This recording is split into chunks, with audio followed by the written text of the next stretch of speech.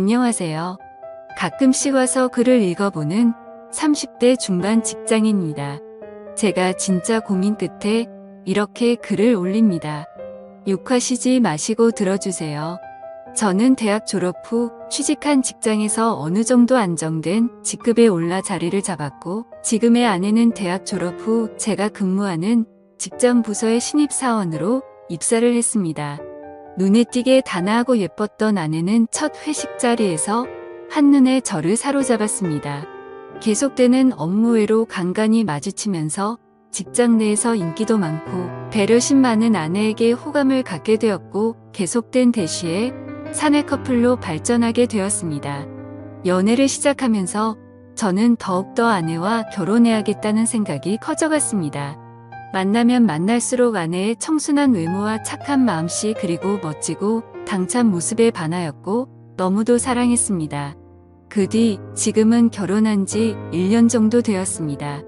제가 장모님을 처음 뵀던 날, 그러니까 아내의 본가에 결혼 허락받으러 인사를 갔습니다.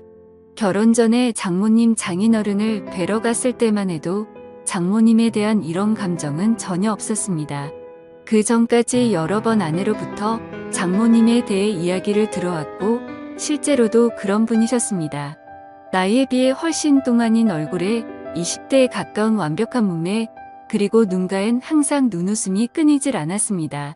젊으셨을 때 남자들에게 인기를 많이 받으셔서 능력 좋으신 장인어른께서 열정적으로 결혼을 추진하셔서 20대 초반에 결혼을 하시고 제 아내를 낳으셨답니다.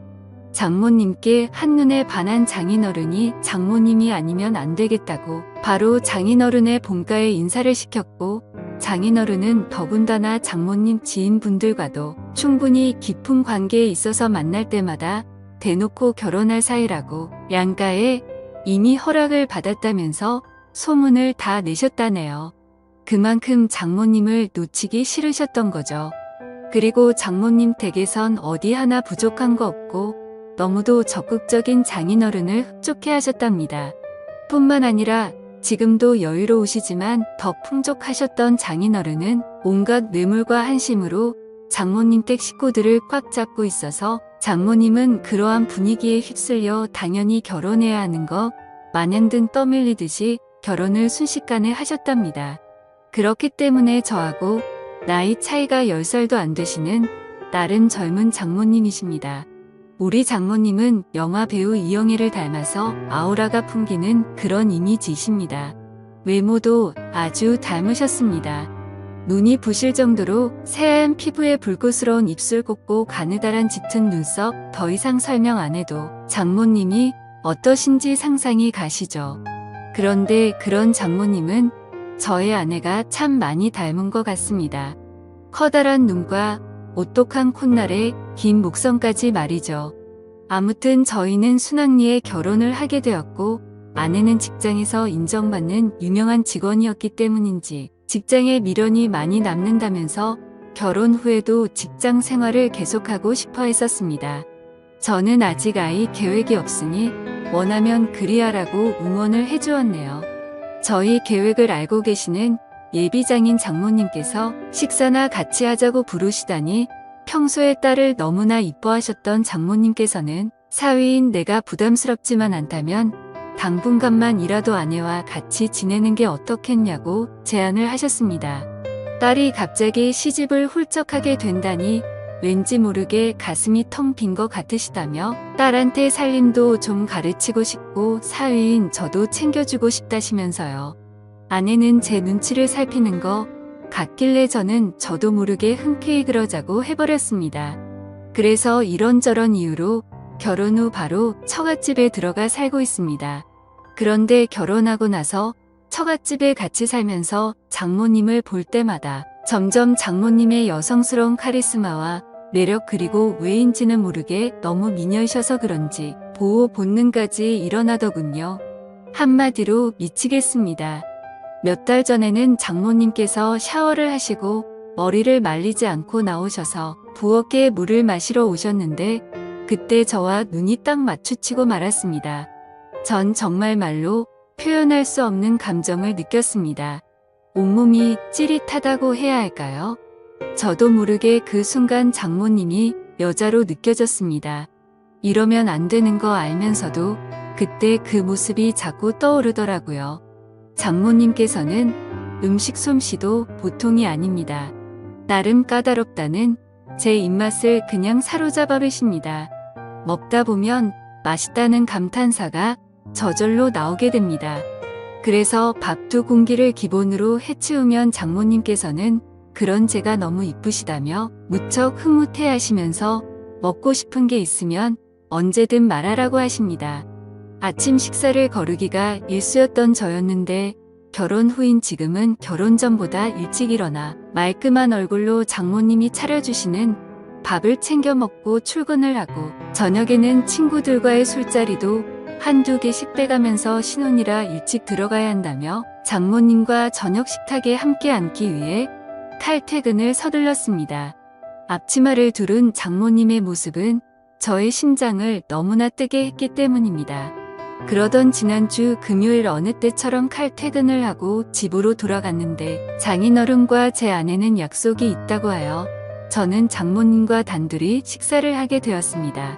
장모님께서는 이미 제 퇴근 시간에 맞춰 저녁 준비를 다 끝내셨는지 이미 식탁에 반찬이 한가득 자리를 차지하고 있더군요.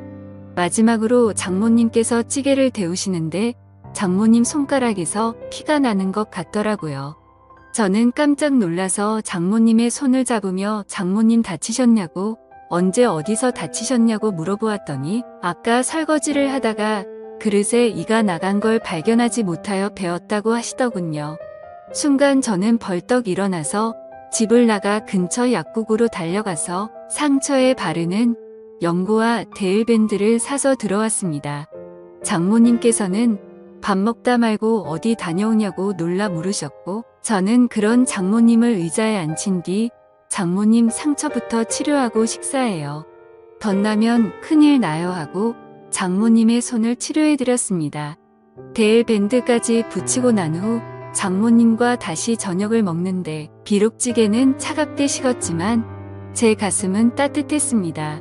아니, 뜨거웠습니다. 다시 한번 그 손을 잡을 수 있다면 하는 생각이 들던 그때부터일까요? 저는 장인어른과 장모님이 함께 대화를 나누시는 모습을 보면 장인어른이 너무 부러웠습니다. 식사 후 산보를 즐기시는 장모님께서 식사 후 같이 산보를 권하셔서 같이 나간 적이 많습니다. 그러면 장모님은 장인어른과 팔짱을 자주 끼시고 손도 꼭 잡으십니다. 물론 얼굴에 땀도 닦아 주시더군요. 그런 장인어른을 보고 있으면 제가 장모님 옆에 있었으면 하고 말도 안 되는 상상을 합니다. 길 가다가 맛있는 게 보이면 아내보다 장모님이 먼저 생각납니다. 그래서 들어오는 길에 장모님이 좋아하시는 과일도 사들고 들어오게 되고 그럼 또 장모님께서는 솜씨 좋게 과일을 깎아주시며 우리 사위가 최고라고 칭찬을 해주십니다. 장모님은 요리하는 걸 참 좋아하시는데요. 주말엔 요리를 배워보겠다고 제가 나섰습니다. 장모님께서는 나한테 배울 게 뭐 있느냐면서도 간단하게 편하게 먹을 수 있는 요리며 술 안주 등을 몇 가지 가르쳐 주셨습니다. 옆에서 요리도 하고 설거지도 같이 하면서 신혼부부 같다는 느낌이 드는데 그저 그 순간이 잘못됐다는 생각보다도 그저 행복했습니다. 이번 주말엔 제가 장모님께 배운 요리라며 나름 근사한 저녁을 선사했습니다. 물론 아내와 나 그리고 장인어른과 장모님은 장모님과 함께 만든 요리에 와인도 곁들여 즐거운 시간을 보내게 되었고요. 와인 2잔에 장모님 얼굴이 발그레 달아오르시는데 장인어른께선 그런 장모님을 아직도 많이 사랑스러워 하시는 것 같았습니다. 근데 저는 그 모습이 사랑스러우면서도 질투 같은 감정이 솟구쳐 오르더군요. 아내의 외모가 장모님을 정말 많이 닮기는 했지만 아내에겐 찾을 수 없는 묘한 매력이 장모님에겐 있었습니다. 얼큰하게 취기가 오르신 장인어른께서는 먼저 방으로 들어가셨고 와이프도 내일 약속이 있다면서 자리를 먼저 떴고 뒷정리를 하시려고 일어나시는 장모님께 저는 아쉬운 마음에 한 잔만 더 하고 뒷정리는 제가 하겠다고 하자 장모님께선 안주가 떨어졌다며 뚝딱하고 안주를 하나 해주셨습니다. 장모님께서 안주 접시를 내려놓는 순간 전 장모님 볼에 뽀뽀를 해버릴 뻔했습니다. 순간 정신이 번쩍 들더라고요. 물론 장모님은 눈치를 못 채신 듯 했습니다. 그건 정말 지금도 다행이다 싶습니다. 그 뒤로도 장모님은 제 눈에 수시로 아른거립니다. 출장을 가서도 아내의 것보다 장모님의 선물이 눈에 들어오고요. 그래서 장모님 것만 사드릴 수가 없어서 아내 것도 같이 사서 드린 적도 여러 번입니다. 그러면 장모님께서는 수줍은 소녀마냥 내 것도 챙겨주냐며 행복해 하십니다. 장모님께서 취하시는 동작 하나하나마다 얼마나 좋은지 저는 그냥 그런 장모님을 보고만 있으면 절로 미소가 지어집니다. 아내 없이 저 혼자 있을 때 그런 동작들을 떠올리며 혼자 피식 웃기도 합니다. 제 이름을 불러주시는 장모님의 목소리가 너무 좋습니다. 출장에 가서도 아내의 안부를 묻는 전화를 일부러 집 전화로 해서 장모님의 목소리를 듣기 위해 통화를 하고 출근을 해서도 서류를 잃은 것 같다며 엉뚱한 서류를 핑계로 장모님과 통화를 하곤 했습니다. 그럴 때면 장모님은 맑고 차분한 목소리로 걱정도 해주시고 격려도 해주셨습니다. 그 목소리에 감동이라고 해야 하나? 제겐 더없이 활력소가 되더군요. 그렇다고 제 아내를 사랑하지 않는 건 아닙니다. 하지만 지금 제 눈동자 마음 머릿속은 아내보다 장모님이 더 많이 차지하고 계신 건 사실입니다.